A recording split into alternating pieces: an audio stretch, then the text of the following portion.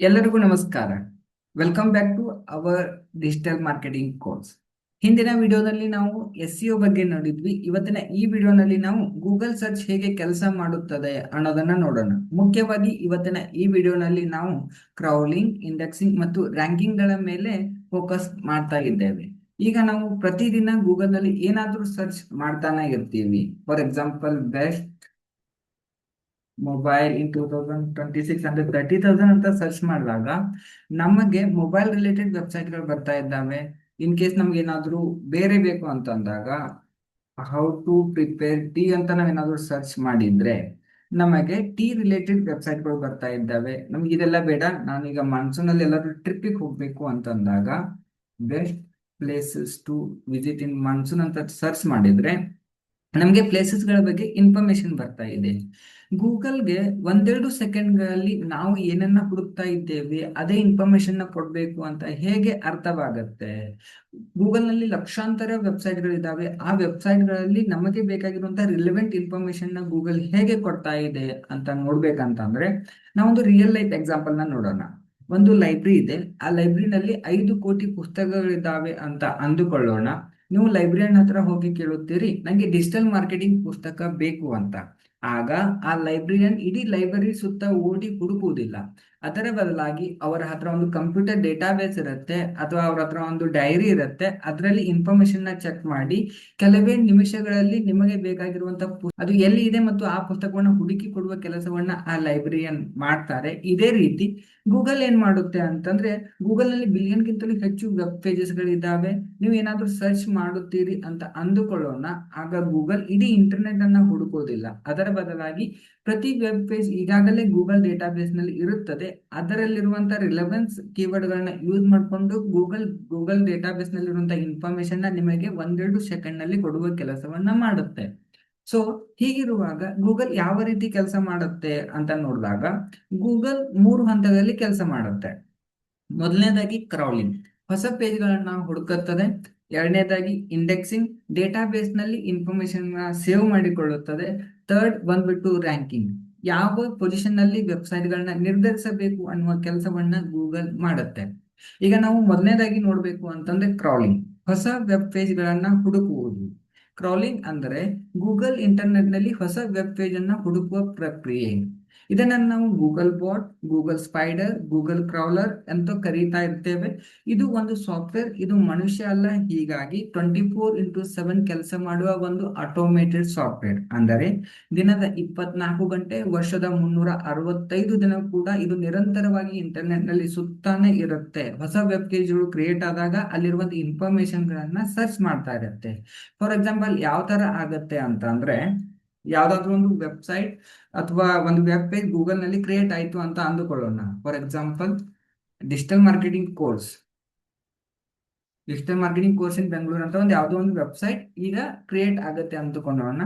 Google ಕ್ರೌಲರ್ ಬಂದು ಏನ್ ಮಾಡುತ್ತೆ ಅಂತಂದ್ರೆ ಆ ವೆಬ್ಸೈಟ್ಗೆ ಹೋಗಿ ಅಲ್ಲಿರುವಂತ ಎಲ್ಲ ಇನ್ಫಾರ್ಮೇಶನ್ ಸರ್ಚ್ ಮಾಡುತ್ತೆ. ಯಾವ ತರ ಕಂಟೆಂಟ್ ಇದೆ, ಯಾವ ತರ ಬ್ಯಾಕ್ ಲಿಂಕ್ ಇದೆ, ಯಾವ ತರದ ಇಮೇಜಸ್ ಗಳನ್ನ ಯೂಸ್ ಮಾಡಿದ್ದಾರೆ, ಯಾವ ತರದ ಪೇಜಸ್ ಗಳನ್ನ ಕ್ರಿಯೇಟ್ ಮಾಡಿದ್ದಾರೆ, ಈ ಎಲ್ಲ ಇನ್ಫಾರ್ಮೇಶನ್ ಗಳನ್ನ ಓದಿ ತಿಳಿದುಕೊಳ್ಳುತ್ತೆ. ತಿಳಿದುಕೊಂಡ ನಂತರ ಅದನ್ನ ಡೇಟಾಬೇಸ್ ನಲ್ಲಿ ಅಪ್ಡೇಟ್ ಮಾಡುತ್ತೆ. ಎಕ್ಸಾಂಪಲ್ ಆಗಿ ಹೇಳ್ಬೇಕು ಅಂತಂದ್ರೆ, ಈ ಗೂಗಲ್ ಬಾಟ್ ಬಂದ್ಬಿಟ್ಟು ಒಂದು ವೆಬ್ಸೈಟ್ ಗೆ ಹೋಗುತ್ತೆ, ಅಲ್ಲಿರುವ ಎಲ್ಲ ಇನ್ಫಾರ್ಮೇಶನ್ ಅನ್ನ ಕ್ರಾಲಿಂಗ್ ಮೂಲಕ ಅರ್ಥ ಮಾಡಿಕೊಳ್ಳುತ್ತೆ. ಅರ್ಥ ಮಾಡಿಕೊಂಡಿರುವಂತ ಇನ್ಫಾರ್ಮೇಶನ್ ನ ಗೂಗಲ್ ಡೇಟಾಬೇಸ್ ನಲ್ಲಿ ಸ್ಟೋರ್ ಮಾಡುತ್ತೆ.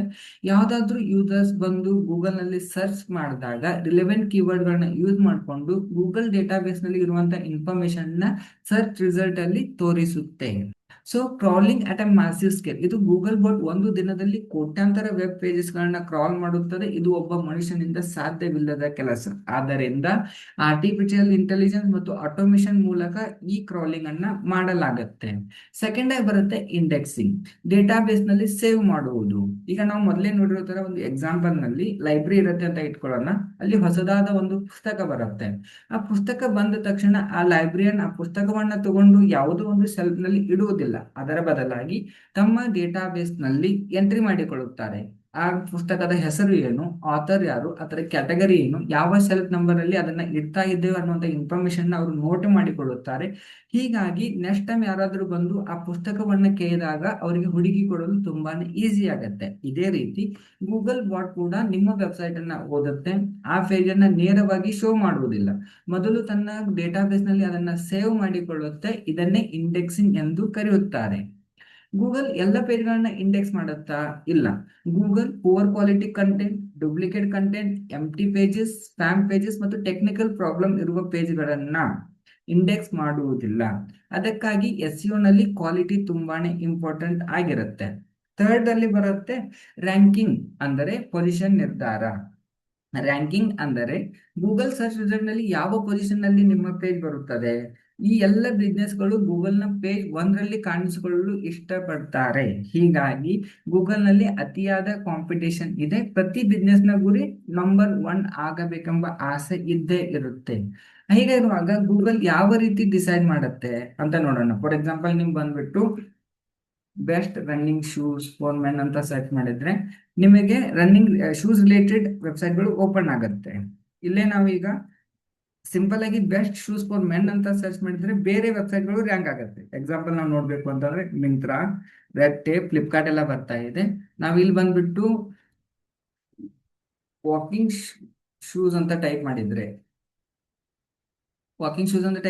ಮತ್ತೆ ಬೇರೆ ಪೂಮಾ ಬರ್ತಾ ಇದೆ, ಪೋಕ್ಸ್ ಬರ್ತಾ ಇದೆ, ಕ್ಯಾಂಪಸ್ ಶೂಸ್ ಅಂತ ಬರ್ತಾ ಇದೆ. ಹೀಗೆ ಡಿಫ್ರೆಂಟ್ ಡಿಫ್ರೆಂಟ್ ಕೀವರ್ಡ್ಗೆ ಡಿಫ್ರೆಂಟ್ ಡಿಫ್ರೆಂಟ್ ವೆಬ್ಸೈಟ್ಗಳು ರ್ಯಾಂಕ್ ಆಗ್ತಾ ಇದಾವೆ. ಯಾಕೆ ಹೀಗೆ ಆಗ್ತಾ ಇದೆ ಅಂತ ನೋಡಕ್ ಹೋದಾಗ ಗೂಗಲ್ ನಲ್ಲಿ ರ್ಯಾಂಕಿಂಗ್ ಅನ್ನ ಡಿಸೈಡ್ ಮಾಡುವಂತ ಕೆಲವು ಪ್ರಮುಖ ಫ್ಯಾಕ್ಟರ್ಸ್ ಇದಾವೆ. ಯಾವೆಲ್ಲ ಫ್ಯಾಕ್ಟರ್ಸ್ ಅಂತ ನೋಡಿದಾಗ content quality, keyword level, website speed, mobile friendly, backlinks, user experience ಮತ್ತು ನೀವು ಫ್ರೆಶ್ ಆಗಿ ಕಂಟೆಂಟ್ ಅನ್ನ ಹಾಕ್ತಾ ಇದ್ದೀರಾ ಇಲ್ವಾ ಅನ್ನೋದನ್ನ ಗೂಗಲ್ ನೋಡಿಕೊಳ್ಳುತ್ತೆ. ಇದೆಲ್ಲವೂ ಆದ್ಮೇಲೆ ನಿಮ್ಮ ವೆಬ್ಸೈಟ್ ನಿಜವಾಗ್ಲೂ ಟ್ರಸ್ಟೇಬಲ್ ಇದೆನಾ ಇಲ್ವಾ ಅನ್ನುವಂಥದ್ದನ್ನ ಡಿಸೈಡ್ ಮಾಡಿಕೊಂಡು ಗೂಗಲ್ ನಿಮ್ಮ ವೆಬ್ಸೈಟ್ ಅನ್ನ ಗೂಗಲ್ ನಲ್ಲಿ ರ್ಯಾಂಕ್ ಮಾಡ್ಬೇಕಾ ಬೇಡ್ವಾ ಅನ್ನೋದನ್ನ ಡಿಸೈಡ್ ಮಾಡುತ್ತೆ. ಈಗ ನಾವೊಂದು ಎಕ್ಸಾಂಪಲ್ ನೋಡೋಣ.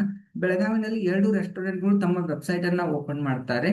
ಆದರೆ ರೆಸ್ಟೋರೆಂಟ್ 1 ವೆಬ್ಸೈಟ್ ಟಾಪ್ ಅಲ್ಲಿ ಬರ್ತಾ ಇರುತ್ತೆ, ರೆಸ್ಟೋರೆಂಟ್ 2 ಗೂಗಲ್ ನಲ್ಲಿ ಕಾಣಿಸ್ತಾನೆ ಇರಲ್ಲ. ಯಾಕೆ ಹೀಗಾಗ್ತಿದೆ ಅಂತ ನೋಡಕ್ ಹೋದಾಗ ರೆಸ್ಟೋರೆಂಟ್ 1 ರೆಸ್ಟೋರೆಂಟ್ 2 ಗೆ ಕಂಪೇರ್ ಮಾಡಿದ್ರೆ ರೆಸ್ಟೋರೆಂಟ್ 1 ವೆಬ್ಸೈಟ್ ಫಾಸ್ಟ್ ಆಗಿ ಲೋಡ್ ಆಗ್ತಾ ಇದೆ.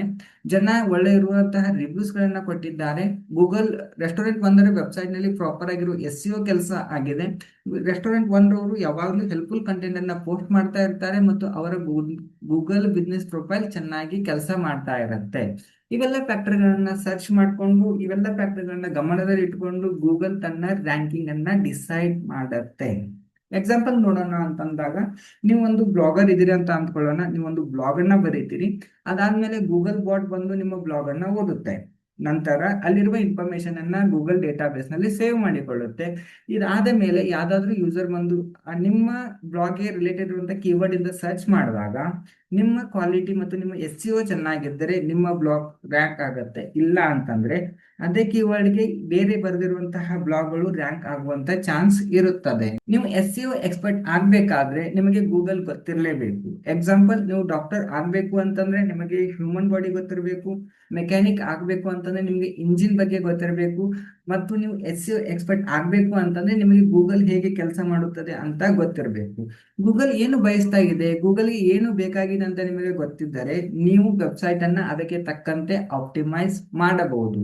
ಇವತ್ತಿನ ಈ ವಿಡಿಯೋನಲ್ಲಿ ನಾವು ಕ್ರೌಲಿಂಗ್, ಇಂಡೆಕ್ಸಿಂಗ್ ಮತ್ತು ರ್ಯಾಂಕಿಂಗ್ ಗಳ ಬಗ್ಗೆ ಕಲ್ತಿದ್ದೇವೆ.